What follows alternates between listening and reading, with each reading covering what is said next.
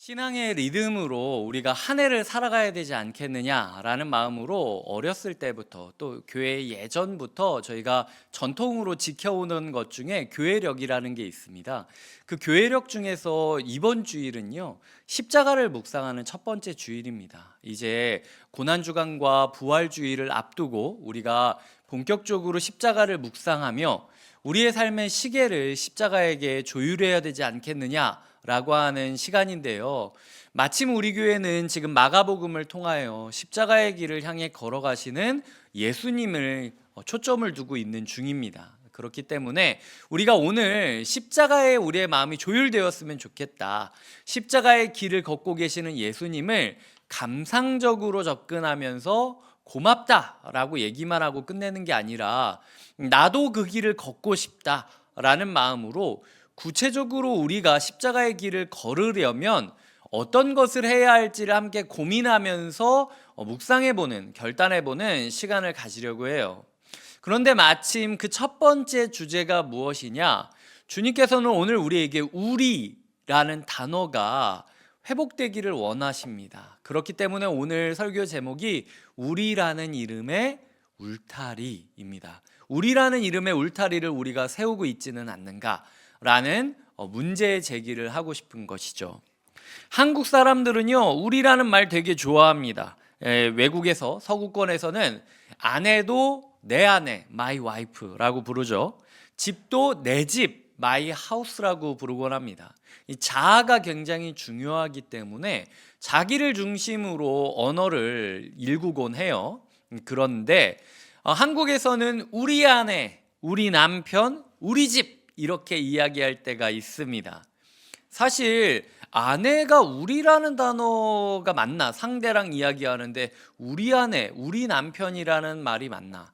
제가 예전에 함께 사역했던 교회 담임 목사님께서는 그래서 우리 아내라고 이름하는 거는 적절하지가 않다. 제 아내라고 이야기하는 게 맞다라고 이야기를 하면서 제가 목사님과 대화를 하다가 그런 배움을 얻은 적도 있었어요. 한국 사람들은 뭐든지 우리라는 이름에 두고 싶어 합니다. 그게 왜일까? 내 아내, 내 가족이라고 했을 때 내가 느껴지는 책임감과 부담감이 너무 무겁게 느껴지기도 하고요. 그리고 우리라는 이름 안에 일단 무엇이든 넣어두면은 따뜻함이 느껴지기 때문이에요. 그래서 그런 면에서 우리는 굉장히 우리라는 단어에서 깊은 안정감과 심리적인 온기를 경험하는 사회 가운데 있다라는 거죠. 예전에 보았던 드라마 중에 미생이라는 드라마가 있었습니다. 바둑을 전공하던 한 친구가 이제 기업에 들어가는데 회사 생활을 하나도 모르겠는 거예요. 이리저리 배우려고 하는데 가르쳐 주지는 않고 혼내기는 엄청 또 혼내고 눈치는 주는데 그 눈치를 어떻게 실력으로 이길 실력은 없고 여러 가지 괴로움을 겪고 있다가 어느 날 자기의 상사가 자기를 가리켜 우리애라고 불렀던 그 화내는 모습을 들으면서 계속해서 마음을 다독이며 힘을 내게 됩니다. 우리애라고 했다. 우리애라고 했다. 그래서 나 혼자 있다라고 느껴졌던 그 처절한 외로움 속에서 누가 나를 우리 애라고 불러줬던 그 마음 때문에 마음 두기 시작하고 그리고 평화를 얻으면서 실력을 발휘하게 되는 장면이 그 가운데 나와요. 우리는 어느 사람을 향해서건 우리라는 테두리 안에 들어가서 이런 동력과 안정감을 얻고 싶다라는 거죠. 하지만 한편으로 우리라는 단어만큼요 잔인한 말도 없습니다. 제가 예전에 교회에서 신방을 하던 때였는데 아마 전에도 몇 번 이야기 드렸을 거예요. 신방을 하는데 그 집에서 저한테 목사님 우리 집으로 오려면 이 내비 따라서 오시면 안 됩니다. 이 뒤쪽에 보면 어디 상가가 있는데 그 상가 뒷문을 통해서 이렇게 올라오셔야 됩니다 라고 이야기를 해주셨어요. 저는 길을 되게 몰라요. 길칩니다. 내비 찍고 나고 지도 보고 났는데도 헷갈릴 때가 왕왕 있습니다. 분명히 그렇게 찍어놨는데 빙글빙글 돌다가 결국 정문으로 들어오게 된 거죠. 그렇게 제가 알게 된 사실은 길이 뚫려 있고 내비게이션은 이 길로 가면은 그 집으로 갈 수 있다라고 했어요. 그런데 한 사람이 움직일 수 없을 정도로 엄청나게 큰 바리케이트가 쳐져 있는 겁니다. 철문이, 간이형 철문이 너무 무거운 게 길 한복판을 가로막고 있던 거죠. 나중에 다시 힘겹게 돌아와서 반대편으로 가서 상가를 찾아서 주차를 한 다음에 상가를 통해서 제가 그 집에 들어가서 도대체 이게 뭐냐 라고 물어봤더니 그분이 국가에서 제공하는 공공임대 같은 주택에 계셨는데 그 아파트 단지 사람들이 그 집 사람들, 그 단지 사람들이랑은 오가면 안 된다라고 이야기를 하면서 바리케이트를 쳐놨다라는 거예요. 제가 그게 굉장히 충격이었습니다. 도대체 서울 한복판에서 기독교인이 이렇게 많을 텐데 이 아파트 단지에 저 무거운 철문을 세우고 있는 사실 알면서도 그 많은 기독교인들이 왜 침묵하고 있냐. 나는 너무 화가 나고 너무 분하고 이런 사회에서 우리 아이들이 컸을 때 도대체 이 아이들이 서로가 서로를 향해 어떻게 볼지, 같은 아파트 단지에 있어도 너는 나랑 다른 사람이야 라는 식으로 서로가 서로를 무시하고 비교하고 잴 것이 뻔하기 때문에 저는 너무 화가 난다고. 오히려 성도님은 그러려니 하고 살고 계신다고 씁쓸하게 이야기를 하셨지만 제가 막 분통이 터져서 그날은 제가 신방 설교를 뭘 했는지도 기억이 안 나요. 그냥 제가 화나고 울고 괴로워했던, 어떻게 서울 한복판에 이런 게 있을 수 있습니까? 너무 속상하다고 했던 기억이 저에게는 많이 납니다. 그분들은 분명히 우리라는 이름으로 있었던 거예요. 하지만 그 테두리 안에 들어가지 못했던 또 다른 누군가가 있었다라는 거죠.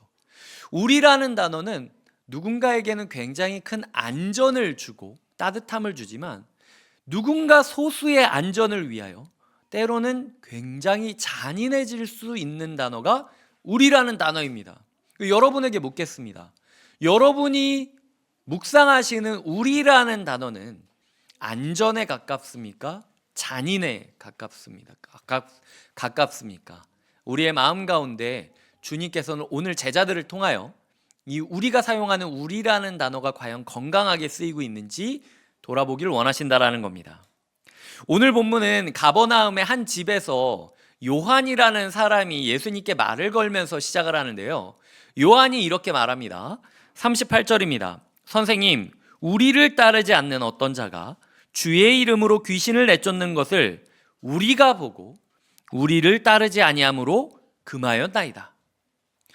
이 한 구절에 우리라는 표현이 3번이나 등장합니다. 즉 요한은 이 우리라는 공동체 의식이 굉장히 강조되어 있었다라는 거죠.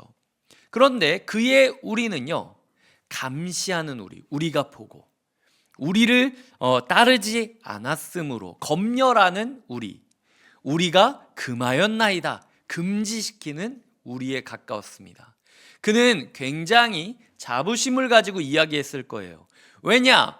예수의 제자로서 예수에게 이 말을 했을 때 칭찬을 받을지 안 받을지를 알기 때문에 요한은 얘기했다는 거예요. 만약 예수님이 혼낼 거라고 생각했다면 예수님의 3번째 제자 중 하나였던 베드로, 야고보, 요한은 변화산까지 같이 갔던 사람들이니까 이 요한이 자기의 이름을 걸고 예수님한테 우리가 금했다라고 이야기하지는 않았을 거라는 거죠. 이 금하였나이다 라고 하는 표현은요, 1인칭 복수 미완료형으로 사용되어 있습니다. 그리스어에서요, 미완료형으로 사용된다는 건 한 번의 사건이 아니라 계속 반복되는 이야기, 지금도 반복되는 이야기라는 거예요. 어떤 사람이 예수님의 이름으로 귀신을 쫓았습니다. 그런데 그걸 보고 이 제자들이라고 하는 12명이 1인칭 복수니까 다 같이 서로 싸우다가 마음을 모아서 공공의 적을 향하여 이제 삿대질을 하게 되는 거죠. 그러면서 우리라는 이름으로 그렇게 서로 싸우다가 우리라는 이름으로 하나가 되고 그 사람을 금지시키고 또 금지시키는, 내가 한 번 이야기했는데 왜 말을 안 들어? 몇 번이나 이야기해야 돼? 다시 한 번 이야기한다 라는 마음으로 금지를 계속하고 있는 모습을 그리고 있다라는 거죠. 요한은 이런 상황 가운데 내가 얘기하면 예수님이 칭찬해 주겠지? 이런 확신이 있었을 거예요. 그래서 그는 예수님한테 칭찬받고 싶어서 지금 우리가 금했다, 주님 우리 잘했죠. 교회 질서를 잘 세웠죠. 라고 이야기를 하고 있는 겁니다. 하지만 주님은 다르게 이야기하세요. 금하지 말아라. 내 이름을 의탁하여 능한 일을 행하고 즉시로 나를 비방할 자가 없느니라. 이게 말이 저는 좀 어려워서 제가 이 원어를 가지고 현대 한국어로 번역하면 어떤 말이 가장 적절할지 좀 검색을 해봤습니다. 그랬더니 이렇게 나오더라고요. 그를 막지 말아라. 내 이름을 사용해 선하고 강력한 일을 하고서 곧바로 나를 헐뜯을 사람은 없다. 우리를 반대하지 않는 자는 우리를 위하는 자다. 라고 이야기하는 예수님의 말씀이 드러나지고 있습니다. 주님께서는 그들이 울타리를 세우면서 우리 안에 들어와야만 우리가 될 수 있다라고 이야기하는 울타리를 허무셨어요. 그리고 예수의 이름으로 말하기만 한다면 그들은 모두 우리라는 이름 안에 들어올 수 있고 교회, 예수 공동체를 대적하지만 않는다면, 반대하지만 않는다면 그들 또한 우리 편이다 라고 이야기하고 계신다라는 겁니다. 이 제자들이 왜 그랬을까 생각을 해보면 이 전의 맥락을 생각하면 좀 답을 찾으실 수 있습니다. 제자들은요, 귀신을 못 쫓았어요. 이 사람은 지금 귀신을 쫓았습니다. 예수님이 변화산에서 내려올 때까지 3명의 제자를 제외한 남은 제자들은 귀신을 쫓지 못했습니다. 그들이 예수의 이름을 얘기 안 했을까요? 그들은 예수의 이름을 얘기했는데도 귀신을 못 쫓았어요. 그런데 예수의 제자가 아닌데도 예수의 이름을 이야기했을 때 귀신 쫓은 사람을 보니까 열등감이 긁힌 거예요. 그리고 그 열등감이 긁히고 자기들끼리 누가 높냐 누가 낮냐 이렇게 얘기하고 있는데 저쪽에서는 갑자기 기적을 일으키니까 다 같이 화가 난 겁니다. 내가 가장 예수님한테 인정받아야 돼. 내가 아닌 다른 사람이 예수님 인하여 사랑받는 걸 난 참을 수 없어 라는 마음으로 그들의 열등감과 인정 욕구가 폭발하면서 우리라는 테두리를 만들고 있는 것을 우리는 볼 수 있게 된다라는 거죠. 이 모습은 상처받은 자존심을 보호하기 위한 방어 기제였고 나의 기득권을 지키기 위한 이기적인 텃세였습니다. 우리는 물어봐야 돼요. 혹시 내 마음 가운데 나도 모르는 우리라는 테두리가 있지는 않는가? 우리 다락방, 우리 부서, 우리 교회, 우리 인생이라는 말로 각자의 테두리를 만들고 때로는 뭐 그 안에서 지지고 볶고 하지만 어쨌든 그 안에서 내 열등감이 긁히고 인정 욕구가 긁혔을 때는 반사적으로 굉장히 날카롭고 굉장히 공격적인 태도로 신앙생활을 하고 있다라는 거예요. 교회에 다니는데도 마음이 여유로운 것이 아니라 날카로운 분이 있습니다. 교회에 다니는데도 예배를 드리는데도 예수님에게 집중하여 은혜를 받는 것이 아니라 누가 무슨 잘못을 하는지 누가 무슨 실수를 하는지만 쳐다보고 있는 분들이 계십니다. 예배의 은혜가 누려지는 게 아니라 그날은 그 사람 때문에 예배를 망쳤어. 근데 그 사람만 은혜를 받는다고? 나는 그게 너무 화가 나는 거예요. 왜? 저 사람은 저렇게 예배를 망치는데도 은혜 받고 갑니까? 나는 왜 이렇게 열심히 하는데도 왜 누리지 못하고 있는 겁니까? 라는 억한 마음으로 예수님한테 예수님 그냥 저 사람 치워버릴게요. 뭐 잠옷실로 내보낼게요. 온라인 예배 드리라고 내가 할게요. 아니면은 그냥 다른 예배 드리라고 이야기를 할게요. 이런 식으로 우리가 누군가를 금기하고 밀어내는데 우리라는 단어를 사용하고 있지는 않는가? 나는 안에 있고 너는 밖에 있다 라는 식으로 우리라는 단어를 사용하고 있지 않나 우리가 돌아봐야 된다는 거예요. 제가 어렸을 때 중학교 1학년 즈음에 교회를 옮기게 된 적이 있습니다. 교회를 옮기게 돼서 그때 예수를 만났기 때문에 제가 엄청나게 불타올랐어요. 주님을 인격적으로 만나고 제 인생이 바뀌면서 하나님의 사랑을 전해야 되겠다라는 소명을 받고 그때 인격적으로 하나님을 만나며 사역자로서의 소명을 받고 하나님의 사랑을 어떻게 하면 전할 수 있을까 고민을 하면서 제가 뭐 저희 중등부 친구들이 30명 정도 됐었는데 매주 막 30통, 70통 편지 쓰면서 이게 사랑의 공동체냐, 우리가 이게 맞냐, 노력도 엄청 열심히 하고요. 그리고 싸운 친구들 붙잡고 기도해 주면서 화해시키기도 하고, 애들끼리 막 투닥거리면은 혼자 주일 예배가 9시에 있다라고 치면은 6시, 7시부터 벌써 주일 예배 드리는 중등부실 그 반지하 그 습기 처진 그곳에 혼자 무릎 꿇고 울면서 우리 공동체에 회복시켜 달라고 기도했던 적이 되게 많아요. 그런데 제가 그렇게 순수하게 열정적으로 신앙생활을 하고 있지만, 물론 제가 서툰 것도 있었지만, 제가 공동체로부터 받아들여지지 않는다라고 느낄 때가 되게 많이 있었습니다. 이 공동체가 여전히 나를 이방인으로 대하고 있구나, 나를 우리 사람으로 대하는 게 아니라 여전히 경계하고 있고 지켜보고 있고 간을 보고 있구나, 이런 것들을 느낄 때가 많았어요. 그때 한 선배가 저에게 찾아와서 한 이야기가 있습니다. 광희야, 5년만 기다려. 내가 우리 교회에서 신앙생활 해보니까 5년 정도 있으면 사람들이 너를 내 부인이라고 생각하더라고. 그러니까 5년만 좀 버티고 있으면 알아서 잘 될 거야.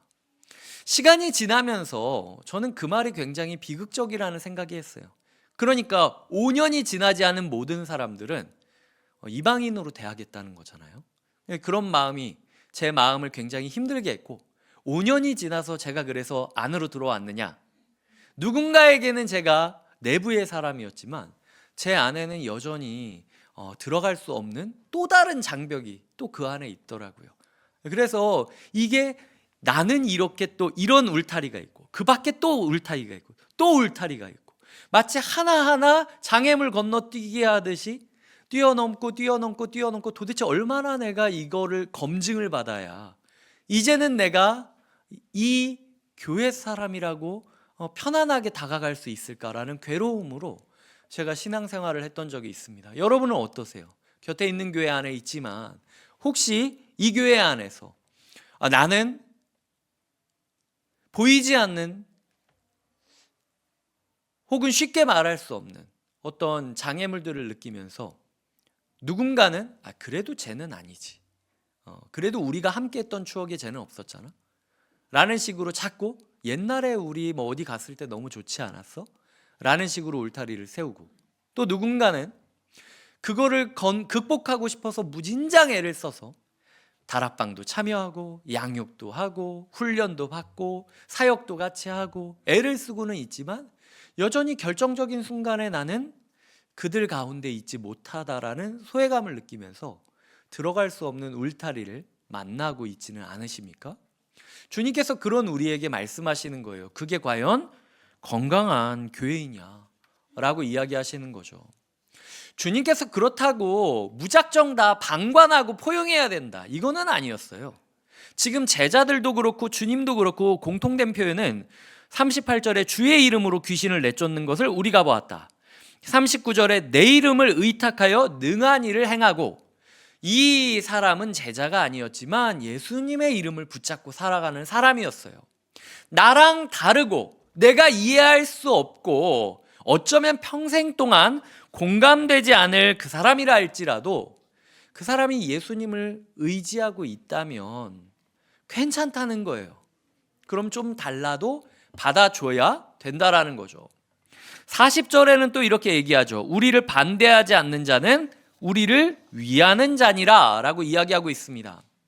교회의 영적인 흐름을 공개적으로 비난하며 저격하며 나는 그렇게 안 할 거야, 뭐 교회는 그렇게 한다 그래도 나는 그게 맞다고 생각 안 해, 이거는 아니에요. 하지만 아까 이야기했던 두 가지, 그 사람 마음 가운데 순수하게 자기 이름이나 자기 의의를 드러내려는 게 아니라 예수의 이름을 힘입어서 애를 쓰고 있는 사람이라면, 두 번째로 그의 마음 가운데 예수가 세운 공동체를 존중하고 공개적으로 반대하지 않으면서 함께 하고 있다면, 우리와 조금 색깔이 달라도 우리가 포용해 주는 것이 필요하다라는 거죠. 교회는요, 멤버십의 공간이 아니라 로드십의 공간이라는 생각을 하게 되었습니다. 멤버십의 공간이라는 것은 너 우리 교회 사람 맞는지, 너 우리 교회 사람이면 나한테 너의 신상 명세를 얘기해야 되는 거 아니냐 라는 식으로 얘기하면서 교회 안에 모르는 사람이 있으면 불안해하는 거예요. 내가 모르는 사람이 있다고? 어떻게든 저 사람의 신변 잡기, 별의별 이야기들을 다 캐내서 그 사람이 알리고 싶은 거든 알리고 싶지 않은 거든 하여튼 마음에 담아둬야 내 속이 편한 거예요. 그게 멤버십이 주축이 된 교회입니다. 하지만 로드십, 주님의 주되심을 교회의 정체성으로, 제자의 정체성으로 삼고 살아가는 사람들은요, 친하지 않아도 괜찮아요. 달라도 괜찮아요. 이해할 수 없어도 괜찮아요. 저 사람도 주님을 사랑하고 나도 주님을 사랑한다면, 그리고 우리가 전체적인 질서 안에 있다면 기도 스타일이 달라도, 예배 스타일이 달라도, 외모 스타일이 달라도 그래도 포용할 수 있는 한 교회로서 살아갈 수 있다라는 것이죠. 주님께서는 우리가 무책임하게 그냥 방관하면서 알아서 지내라는 것이 아니라 우리가 서로가 서로한테 물어봐야 된다는 거예요. 너 예수를 의지하여 신앙생활하고 있느냐? 너 교회의 질서를 존중하며 함께 꿈꾸고 있느냐? 그렇다면 다 괜찮아. 교회에서 물어볼 질문은 딱 그 두 가지뿐이라는 거예요. 우리가 그걸 물어보며 신앙생활을 하고 있느냐, 아니면은 남들이 알고 싶지 않은 가십거리들을 캐내면서 그 가십거리들로 저 사람을 판단하면서 저 사람을 막고 저 사람을 밀치면서 날카롭게 신앙생활을 하고 있느냐 돌아보아야 된다는 겁니다. 폴 히버트라는 분이 이런 이야기를 했어요. 어떤 사람은 이 경계선, 울타리의 경계선을 지키는 경비원처럼 이 안에 들어오는 사람은 우리 편, 이 안에 못 들어오는 사람은 남의 편, 그렇게 울타리를 쳐놨는데도 그 안에서 쉬는 게 아니라 울타리를 빙글빙글 맴돌면서 지키려고 날이 서 있는 신앙인들이 있다라는 거죠. 하지만 호주나 이런 엄청 큰 외국에 보면은요, 울타리를 못 친다고 해요. 너무 넓어서. 그래서 거기는 어떻게 하냐면 우물을 판다고 합니다. 그 우물을 주변으로 이 동물들이 몰려오는 거예요. 그러면은 이 목장이나 이런 걸 관리하는 사람은 그 우물물을 이렇게 동물들이 마실 수 있도록 배려해 줌으로써 그 우물을 중심으로 생명의 바운더리, 경계선이 그어지게 된다라는 거죠. 교회는 이런 곳이에요. 교회는요, 너 우리 교회 사람 맞아? 너 못 보던 사람인데 건강한 사람 맞아? 우리 교회를 해치러 온 사람 아니야? 너 자신을 입증해봐. 내가 5년 동안 너 지켜볼 거야. 이런 데가 아니라는 거죠. 교회는 생명의 우물이 있는 곳이어야 돼요. 교회 가운데 왔을 때 지금 우리가 요한복음을 묵상하지 않습니까? 새벽마다. 생명의 생수이신, 마르지 않는 샘물이신 예수 그리스도가 예배 가운데 터져 나오고, 소그룹 가운데 터져 나오고, 대화 가운데 터져 나와서 자연스럽게 그 공간으로 우리의 마음이 기대게 되고 우리의 영혼이 향하게 되는 것, 그게 주님께서 원하시는 교회의 모습이라는 것이죠. 우리는 울타리 짓는 사람이 되어서는 안 돼요. 우리는 우물 파는 사람으로 살아가야 된다라는 거죠. 주님께서는 묻고 계십니다. 너의 울타리 만들면서 다 막지도 못할 거, 그거 그렇게 만드느라 애쓰고 이 나무질하면서 힘들어하고 있는 거 아니니? 아니면 너 이 팔면 팔수록 막 콸콸 솟아오르는 생명수 예수 그리스도를 맛보면서 그 기쁨을 누리고 있니?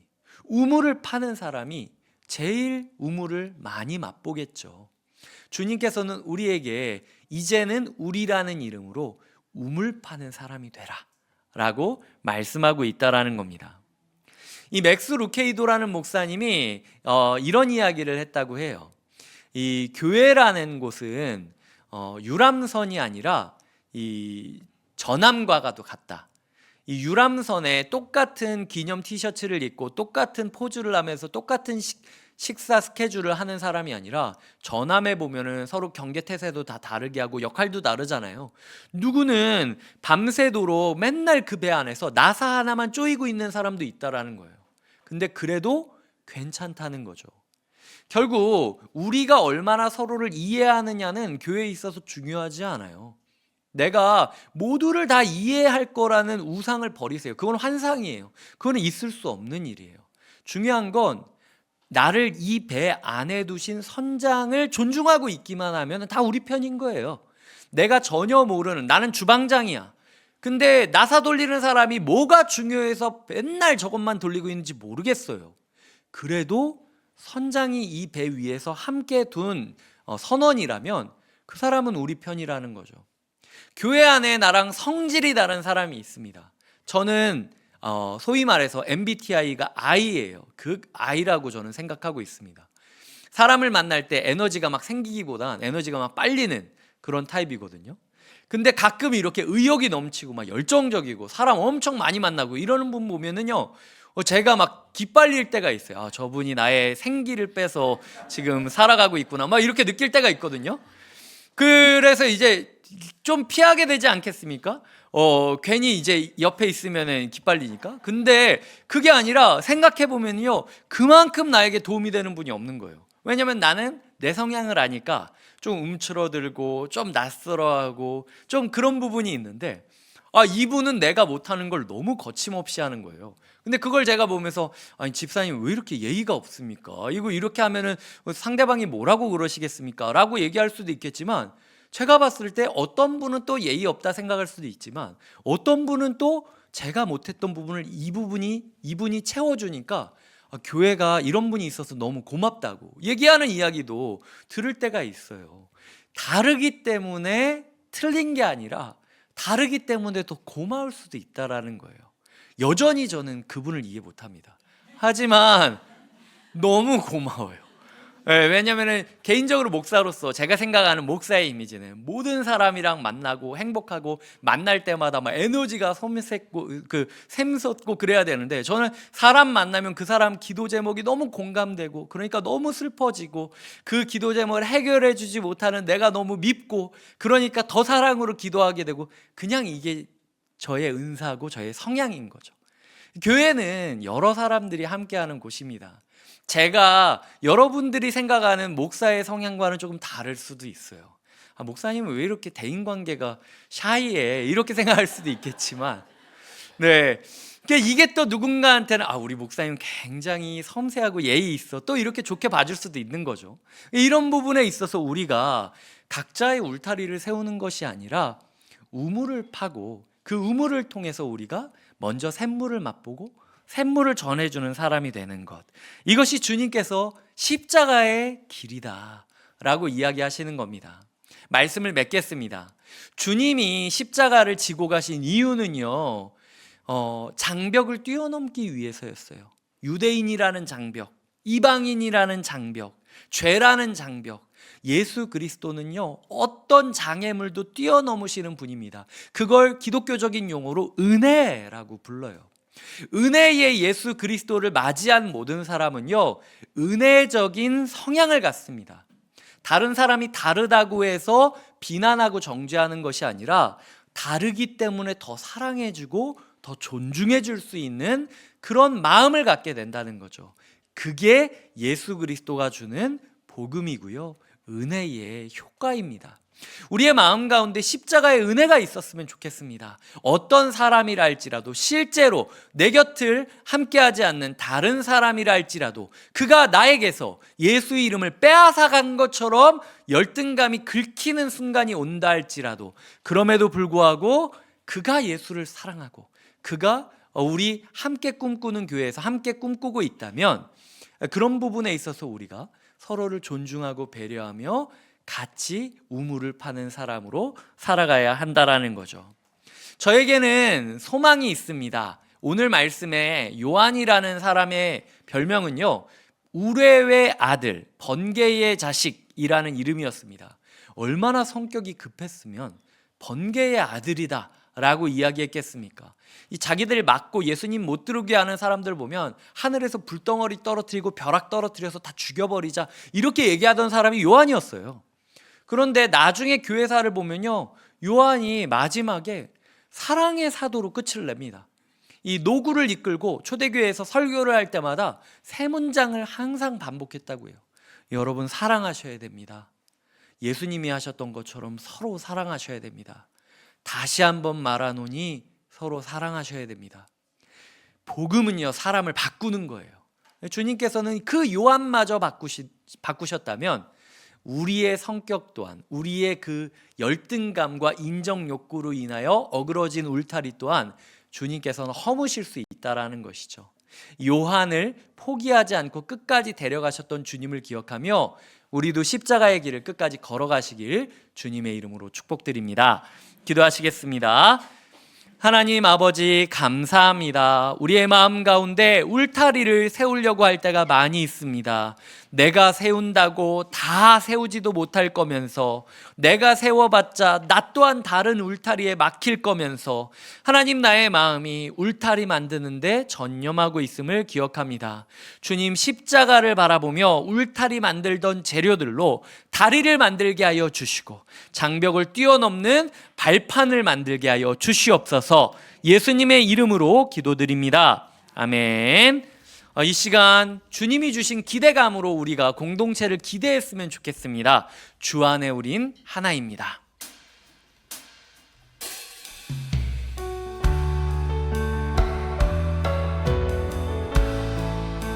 주 안에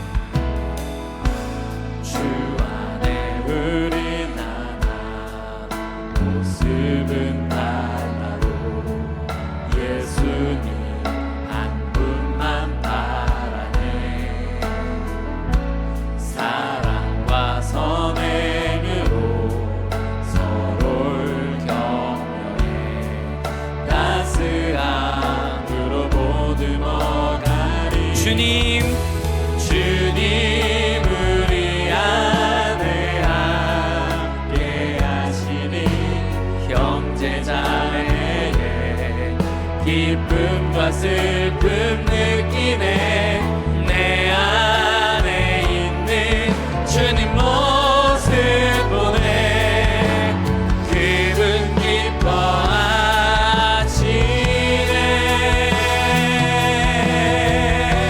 주님 우리를 통해 계획하시니 부족한 입술로 찬양하게 하시.